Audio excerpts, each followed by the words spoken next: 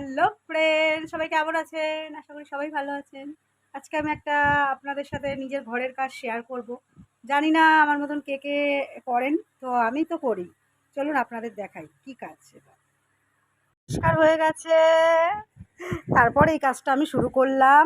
এই যে এই শাড়িগুলোতে, এই সাদাটাতে সাদা আর হলুদটাতে হলুদ আর এটাতে ফলস আমি নিজে হাতে বসাবো।